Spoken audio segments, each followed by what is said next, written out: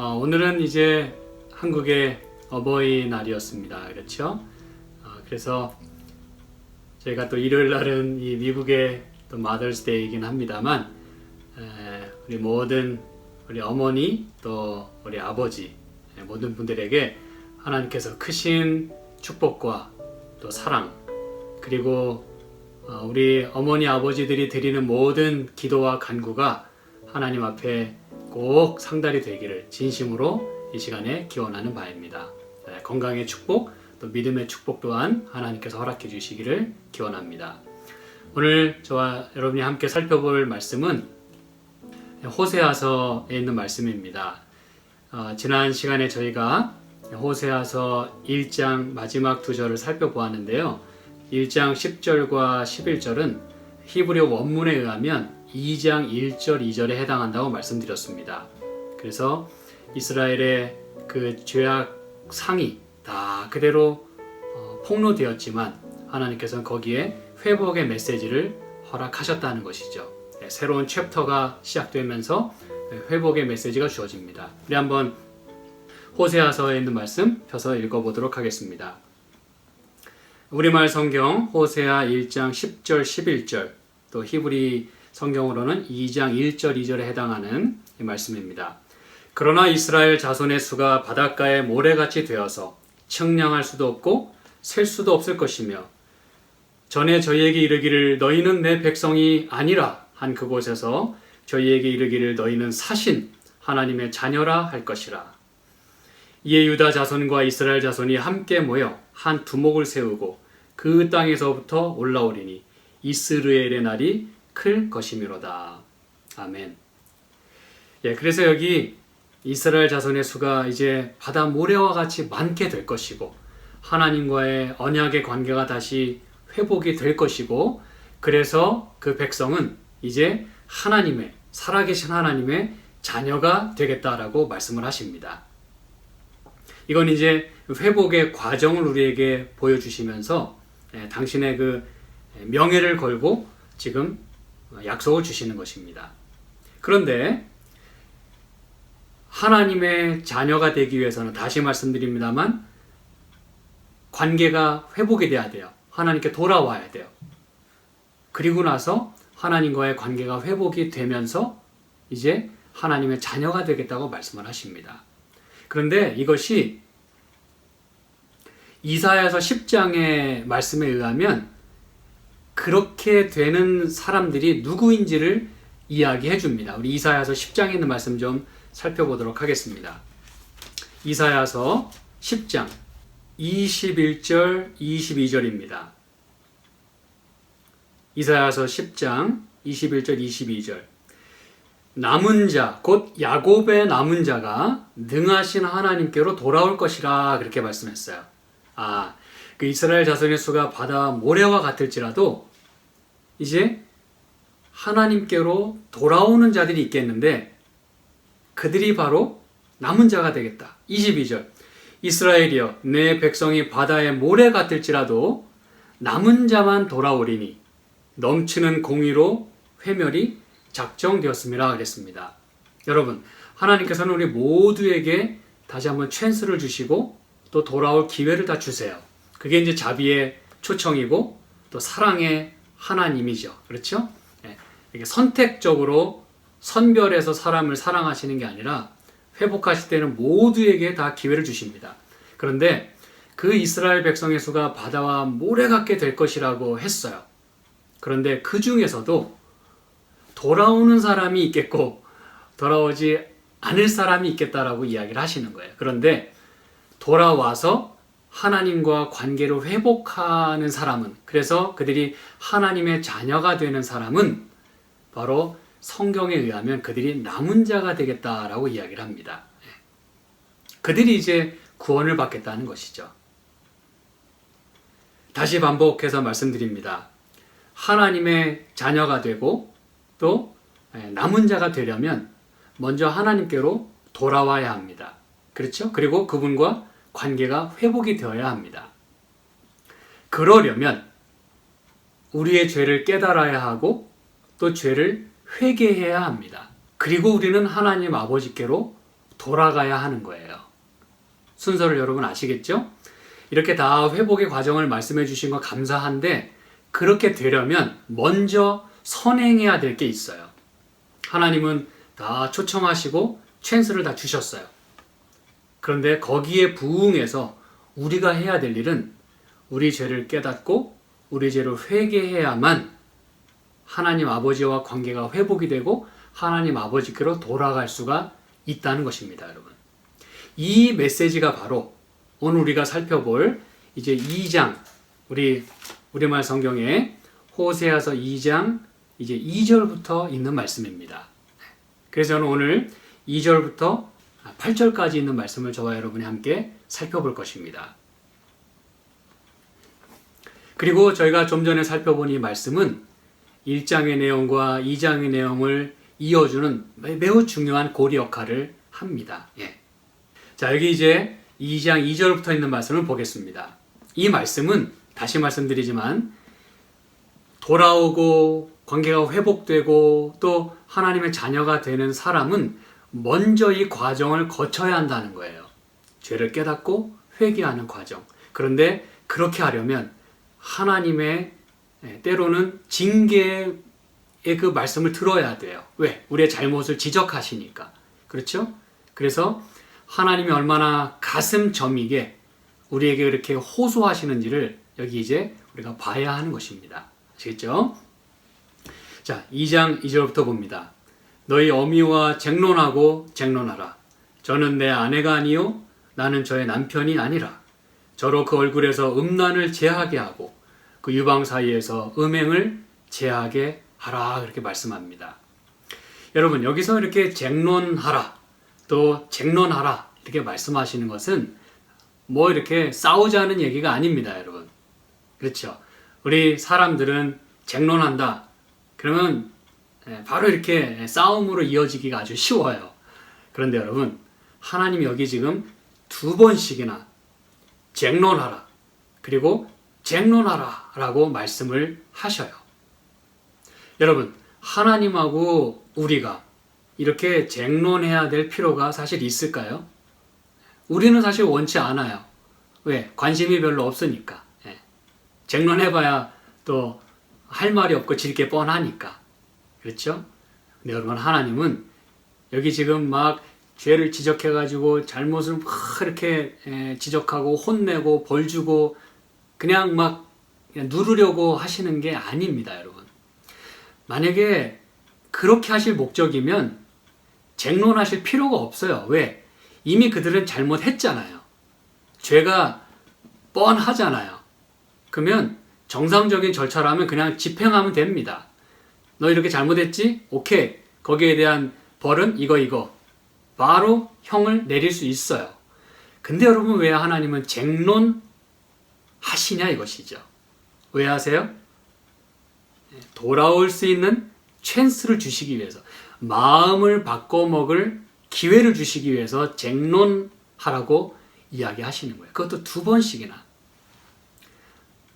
우리가 이제 이 교과를 통해서 앞으로도 계속해서 여러분이 이제 이 성경 해석에 관련된 거 많이 이제 공부하시겠습니다만, 이 성경에 이렇게 2번씩이나 하나님이 말씀하실 때는 이건 매우 중요하다는 뜻이에요.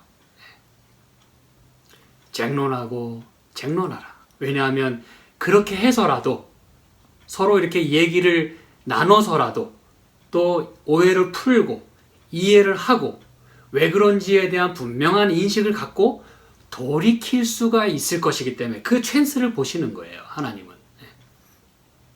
모두가 다 그럴 거는 아니에요. 모두가 다 돌아올 수는 없습니다. 남은 자만 돌아오겠다 그랬어요. 하나님은 바로 그 남은 자들을 위해서, 돌아올 사람들을 위해서 기회를 주시는 거예요. 아시겠죠?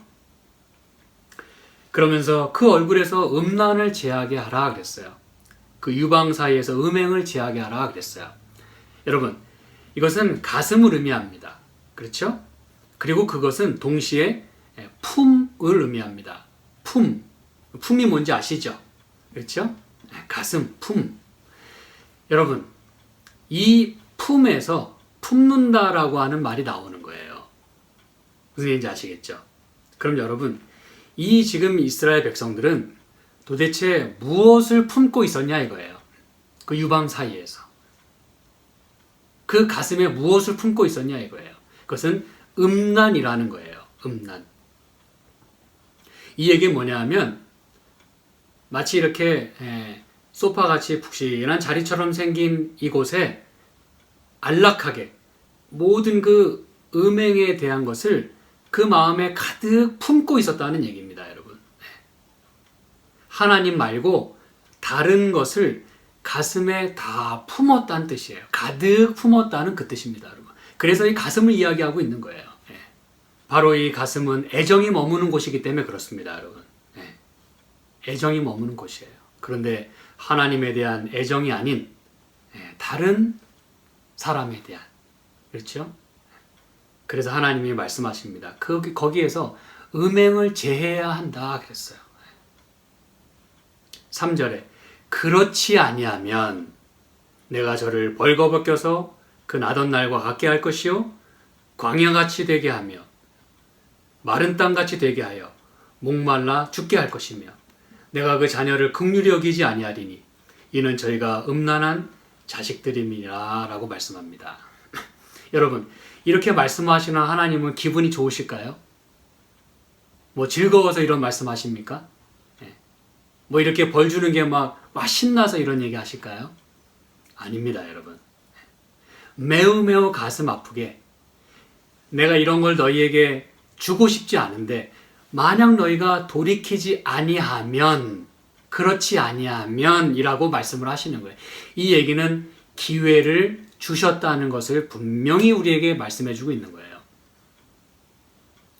그럴 게 아니면 이렇게 할 일도 없죠.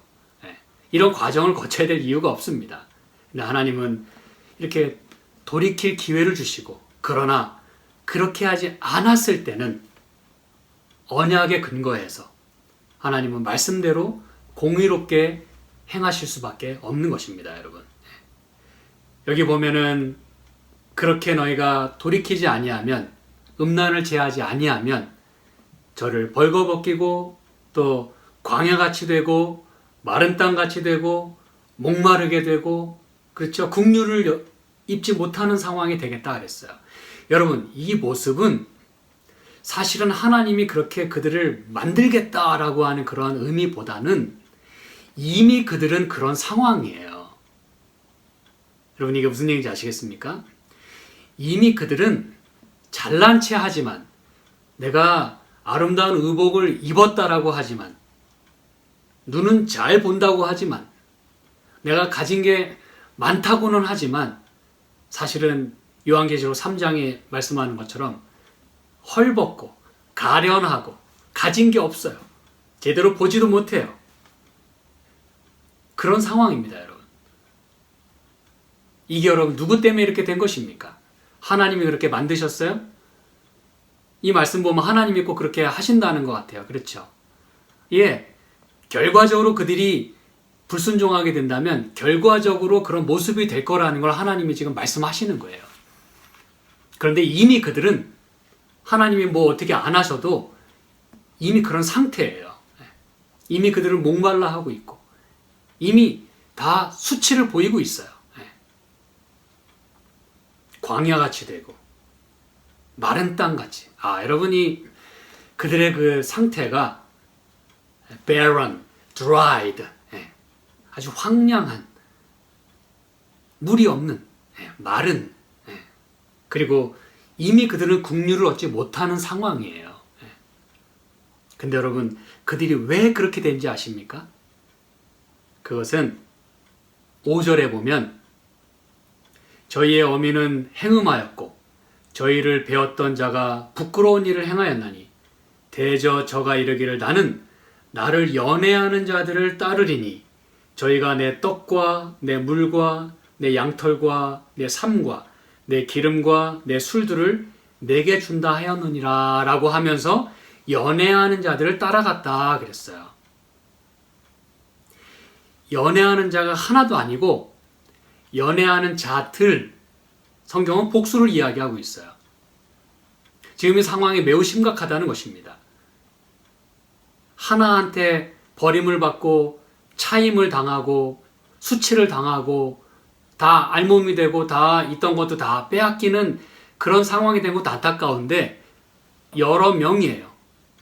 My lovers.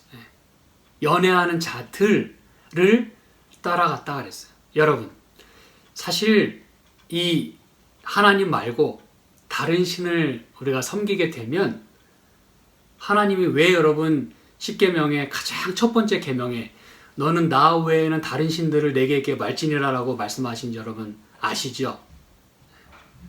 왜냐하면 하나님 말고 다른 신에게는 구원이 없기 때문에 그래요.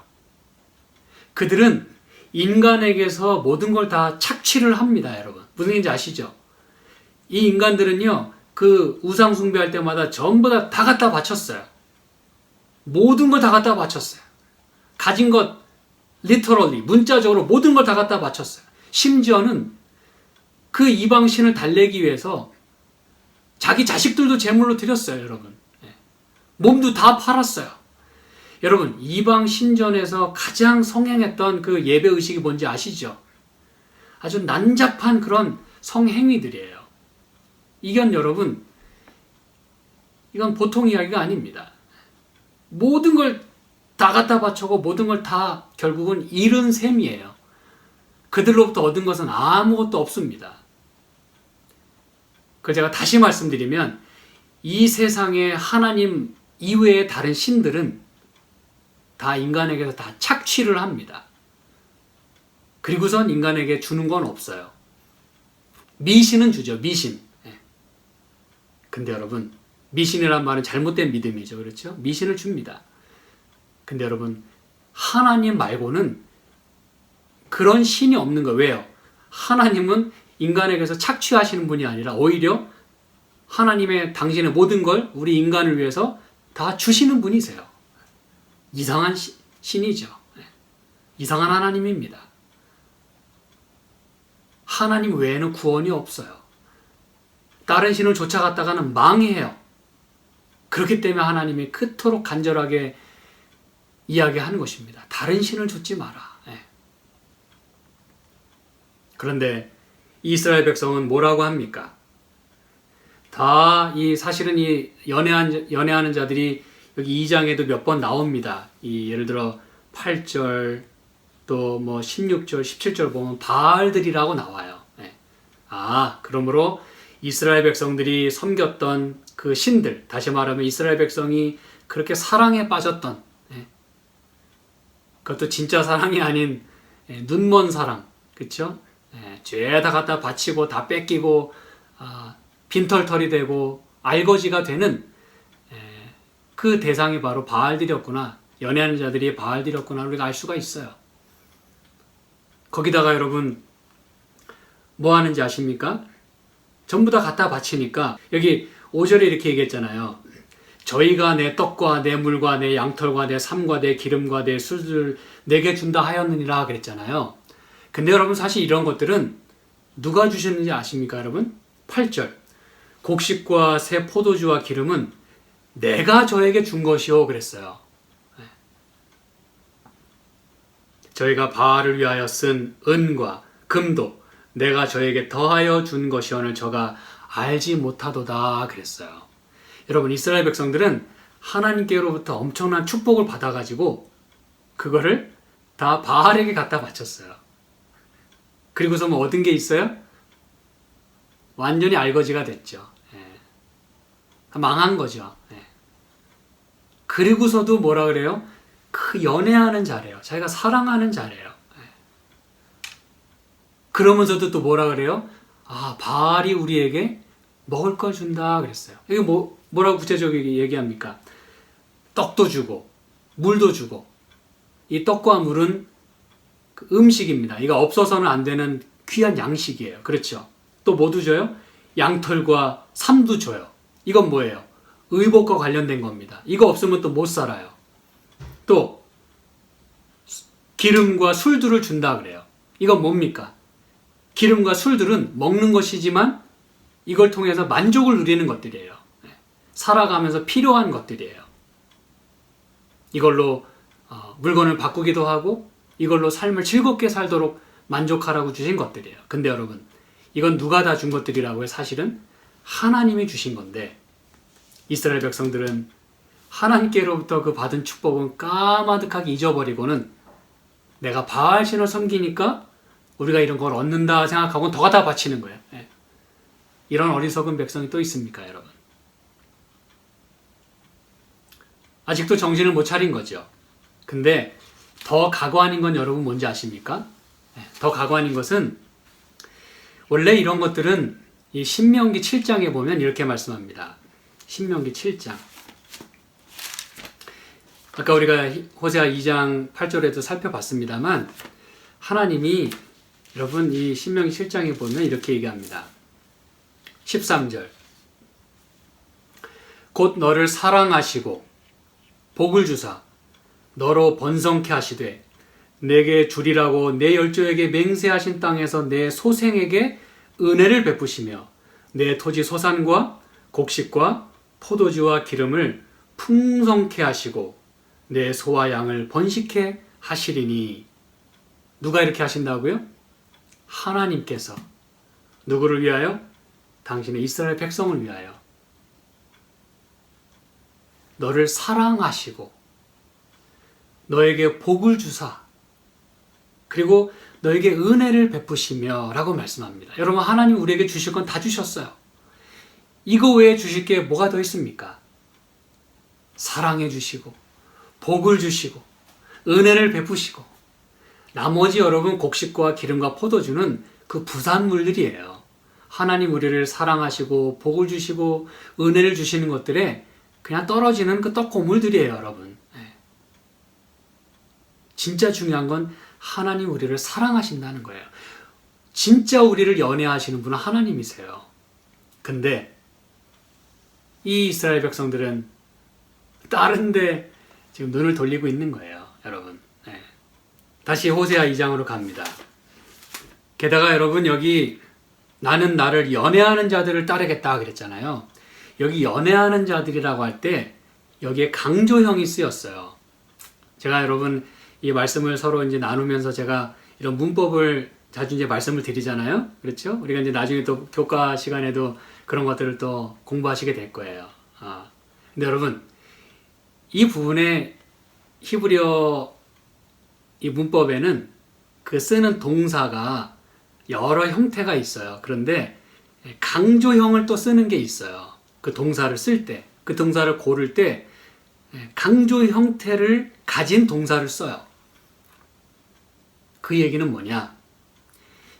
내가 연애하는 자들을 따르겠다 그럴 때 그 연애하는 자들이란 그냥 대충 뭐 이렇게 가끔씩 생각나는 그런 생각나는 사람이 아니고 그런 관계가 아니고 아주 죽도록 하루라도 안 보면 못 사는 그런 그 연애하는 자들이라고 하는 의미라는 것이에요. 강조형이 쓰였다는 것은 그만큼 깊은 사랑에 빠졌다는 걸 말하고 있는 거예요. 아주 인텐시브한 그 passionate love. 보통 열정이 아닙니다, 여러분. 적당히 사랑하는 게 아니에요. 그렇기 때문에 따르리니라고 얘기하는 거예요. 여러분, 이스라엘 백성은 누굴 따라야 합니까, 지금? 누가 주인이고, 누가 남편이고, 지금 누가 하나님입니까? 그런데 그들은 말하기를, 내가 내 연애하는 자들을 따르리니. 여기서 여러분 따른다고 하는 이 표현은 그 쓰인 뉘앙스가 이런 거랍니다. Let me go. I will go. 무슨 얘기인지 아시겠습니까, 여러분? 날 좀 가게 하라 이거야. 난 막지 마라 이거야. 나는 갈 거니까. 그런 의미로 이 따른다고 하는 이 단어가 쓰였다는 거예요. 나 막지 마세요. 나 건드리지 마세요. 아무리 해도 소용없어요. 난 여기 갈 거예요. 이런 의미라는 것이에요. 안타까운 일이죠. 나 붙잡지 말라는 거예요. 내가 다 알아서 하니까 나 붙잡지 말고 나는 내가 연애하는 자를 따르겠다 이렇게 얘기를 하는 것입니다. 그래서 여러분 6절에 이렇게 하나님 말씀하세요. 그러므로 여러분 원래 그러므로라고 나온다는 얘기는 이제 이 하나님의 결론이잖아요. 그렇죠? 어떻게 하겠다라는 그 반응인데, 이렇게 연애하는 자들을 목숨을 걸고 따라가겠다고 얘기를 하면 어떻게 보통은 하기 쉽습니까? 갈 테면 가라. 내가 아무리 해도 안 되니 내가 이쯤에서 포기해야 되겠다. 예. 근데 여러분, 하나님은 그렇게 하실 수가 없다는 것이에요. 그러므로 내가 가시로 그 길을 막으며 담을 쌓아 저로 그 길을 찾지 못하게 하리니라고 말씀을 합니다. 여러분, 지금 하나님께서 인간적인 모습으로 보자면 참 처절해요. 그렇죠? 그 사랑하는 자가 가지 못하게 하기 위하여, 그를 막기 위하여 가시를 놓는다 그랬어요. 왜? 찔리면은 아유, 내가 일로 갈 길이 아니구나. 그리고 혹시라도 마음을 돌이킬까 봐. 예. 그리고 담을 쌓아 놓으면 아이고, 길이 막혔네. 못 가겠네. 그리고 포기할 줄 아는 거죠. 그렇게 참으로 처절한 그런 하나님의 모습을 여기서 보게 됩니다, 여러분. 가시로 그 길을 막으며 담을 쌓아 저로 그 길을 찾지 못하게 하리니. 그러면서 실제로 이렇게 얘기하죠. 저가 그 연애하는 자를 따라갈지라도 미치지 못하며 저희를 찾을지라도 만나지 못할 것이라 그랬어요. 이 정도 하면 못 찾을 거야. 이렇게 얘기를 하는 것이죠. 예. 근데 여러분, 여기 그 따라간다고 하는 이 표현 역시 아까도 그렇습니다만, 저가 그 연애하는 자를 따라갈지라도 할 때 그 따라간다는 거 역시 강조형 동사가 쓰였어요. 강조 형태가. 예. 이 말은 열심을 다해, 아주 죽을 힘을 다해 무슨 일이 있어도 따라가겠다는 의지를 갖고 나가는 거예요. 예. 그리고 여기 저가 또 그들을 찾을지라도 만나지 못할 것이라고 그랬잖아요. 이게 찾는다라고 하는 이 표현은, 여러분이 성경을 전체적으로 쭉 읽어보시다 보면 찾는다, 그러면 여러분 보통은 이게 어디에 쓰이는 것 같습니까? 이 찾는다라고 하는 용어가 주로 이렇게 하나님과의 관계 속에서, 다시 말하면 신앙적인 형태 그 범위 내에서 주로 찾는다라고 하는 단어가 쓰여요. 신앙적인 용어입니다. 인간이 하나님을 이렇게 찾는. 뭐 성경절이 많이 있습니다만 뭐 제가 다 찾지는 않겠습니다.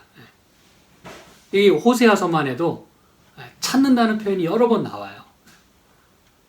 근데 여러분, 사람이 하나님을 찾아도 모자를 판에 지금 바알을 찾고 있어요. 목숨을 걸고 그를 따라가겠다고 나섭니다. 그럼 여러분, 이런 상황 가운데서 하나님이 뭐 하신다고요? 다시 6절을 봅니다. 그러므로 내가 가시로 그 길을 막으며 담을 쌓아 저로 그 길을 찾지 못하게 하겠다라고 말씀을 합니다. 여러분, 이 이스라엘 백성이 바알을 찾아가려고 하는 그 마음이 강하면 강할수록, 목숨을 걸고 따라 나겠다는 그의 의지가 강하면 강할수록 그거를 막아보겠다고 하는 하나님의 의지 또한, 하나님의 마음 또한 간절한 것입니다, 여러분. 어떻게든 막아야 되는 거예요. 왜냐하면 그 길로 따라 나섰다가는 또 얼마나 만신창이가 되어서 돌아올지 몰라요.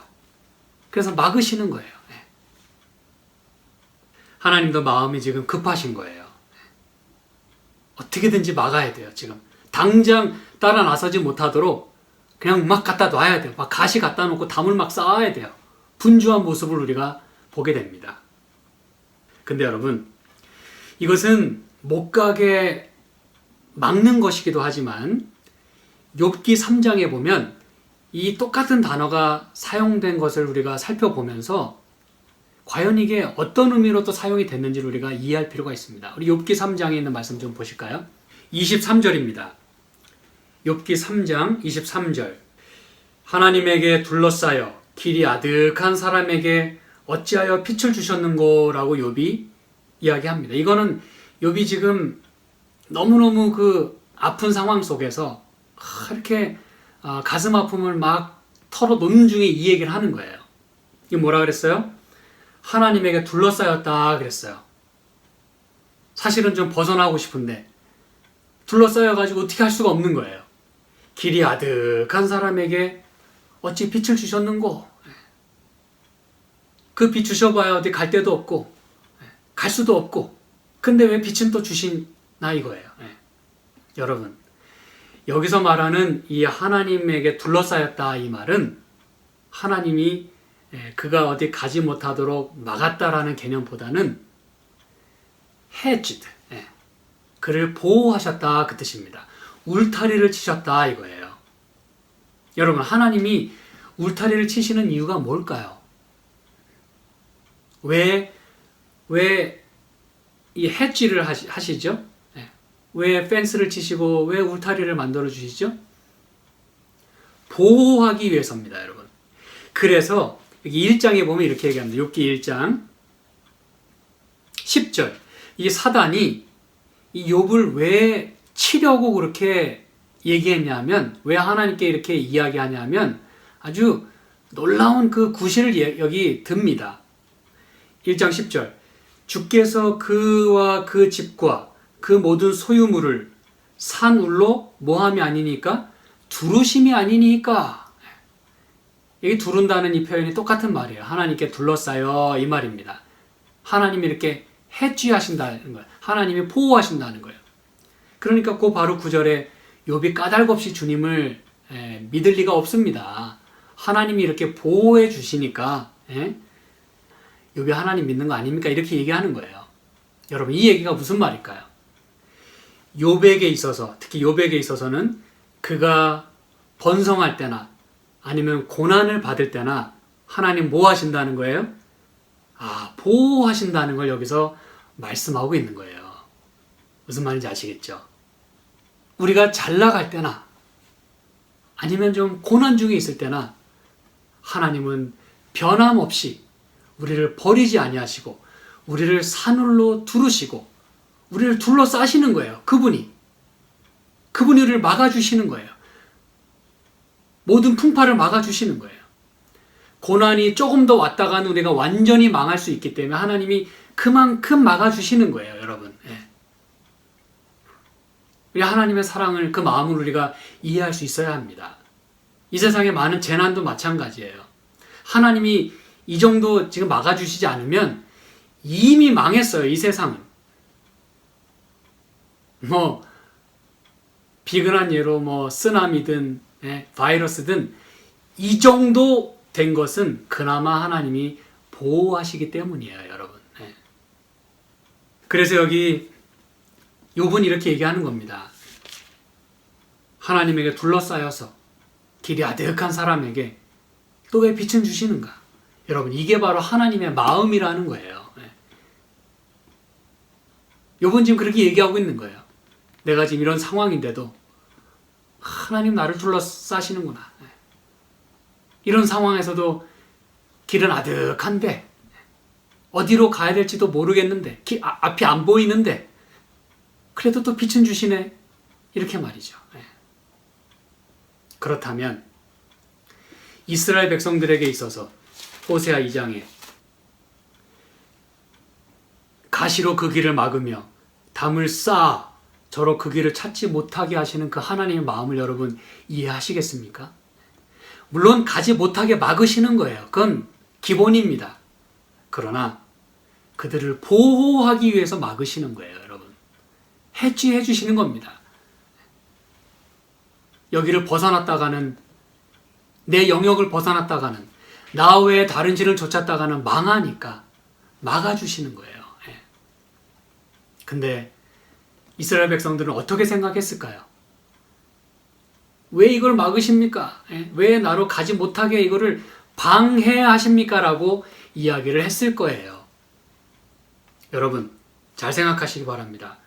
여러분이 하려고 하는 일에 만약에 어떤 방해가 생긴다면, 물론 죄 때문에, 그리고 사단이 방해하고 그럴 수 있어요. 그런데 여러분이 개인적으로 이렇게 계획하고 또 여러분이 하는 모든 일에 있어서 하는 일에 뭔가 이렇게 자꾸 막힘이 생기면 이때 한번 여러분 생각하셔야 합니다. 아, 왜 하나님이 이렇게 나를 안 되게 만드시지? 그게 아니고 우리를 보호하기 위하여 하나님께서 산울로 두르시는 경우가 있기 때문이라는 것 우리가 한 번쯤은 생각해 봐야 된다는 것입니다. 그러므로 여러분, 우리는 하나님의 보호하심을 방해물로 여겨서는 안 되겠어요.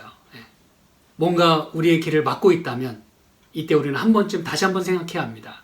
아, 내가 지금 어느 길을 가고 있지? 아, 내가 지금 어느 분을 모시고 살고 있지? 이거를 점검하는 것은 매우 신앙에 도움이 되는 것입니다.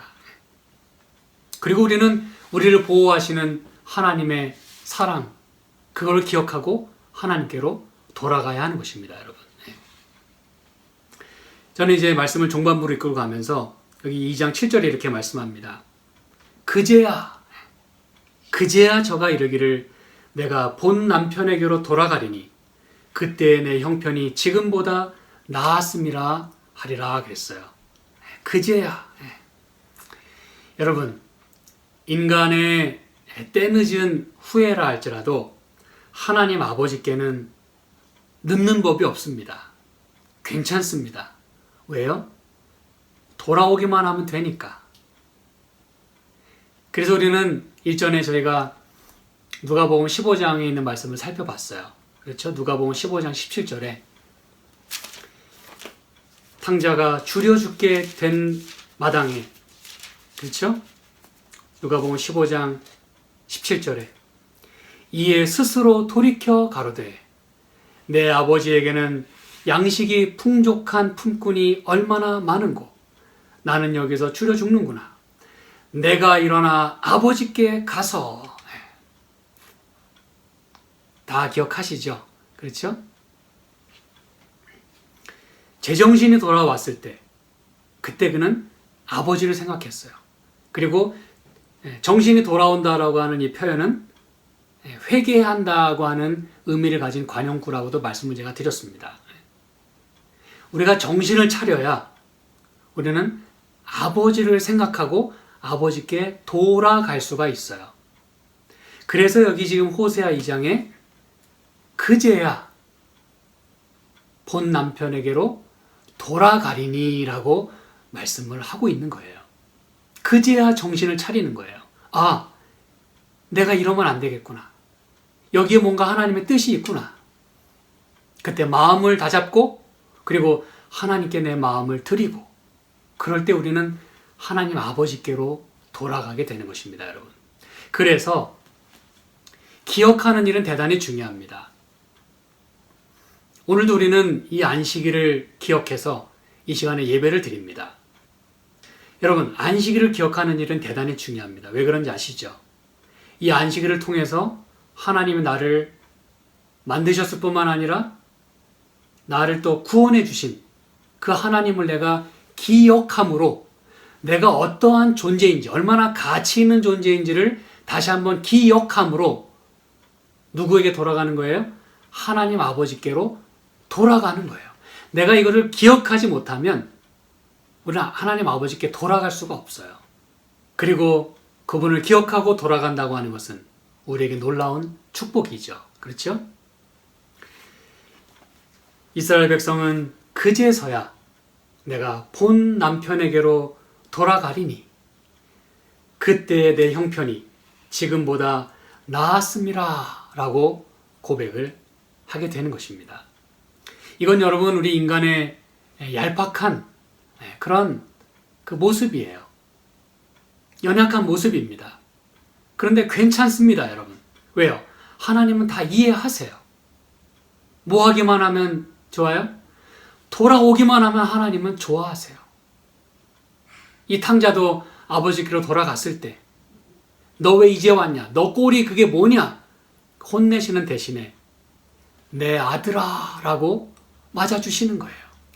이게 바로 하나님께 우리가 돌아가고 하나님과의 관계가 회복됐을 때 살아계신 하나님의 자녀가 된다고 하는 바로 그 말씀인 것입니다. 우리가 누구인지를 그제서야 다시 한번 확인할 수 있고 다시 한번 우리의 가치를 하나님 안에서 찾을 수가 있는 거예요. 나를 낳아주신 분에게 가야 우리는 내 가치가 얼마나 소중한지를 우리는 깨달을 수가 있어요. 바깥에선 나를 조롱할 수 있고 나를 무시할 수 있어요. 나를 발로 찰 수 있어요. 그런데 내가 아버지 품에 가는 한 나는 그분의 아들이에요. 사랑받는 자녀예요. 존귀한 자녀입니다. 누구와도 바꿀 수 없는, 목숨과도 바꿀 수 없는 그런 존재가 되는 거예요. 이건 바로 우리가 하나님의 사랑을 기억할 때, 그때 형편이 지금보다 나았지 라고 다시 한번 생각할 수 있을 때 우리는 하나님 아버지께 돌아갈 수 있고 그분과 관계가 회복될 수가 있는 것입니다, 여러분. 오늘 저는 이제 말씀을 제가 마치면서 우리 앞에 무엇인가 막혀 있다면 그것은 바로 하나님께서 한 번쯤은 내가 가고 있는 길이 올바른 것인지를 점검하도록 하기 위하여 두신 그런 담일 수도 있고 가시일 수도 있어요. 그때 우리는 생각해야 합니다. 아, 내가 올바른 길을 가고 있나? 나는 지금 누구를 쫓아가고 있지? 나는 지금 누구를 사랑하고 있지? 난 지금 누구를 기억하고 살아가고 있지? 라고 점검하며 사는 일은 매우 매우 필요합니다. 그리고 우리는 돌아서서 하나님 아버지께로 돌아가야 합니다. 왜냐하면 하나님 아버지의 품 같은 품이 이 세상에는 없기 때문에 그렇습니다. 하나님 아버지의 가슴 같은 가슴이 없기 때문에 그렇습니다. 기도하겠습니다. 하나님 아버지, 이제라도 저희가 주님을 기억하고 돌아갈 수 있는 마음을 주셔서 감사합니다.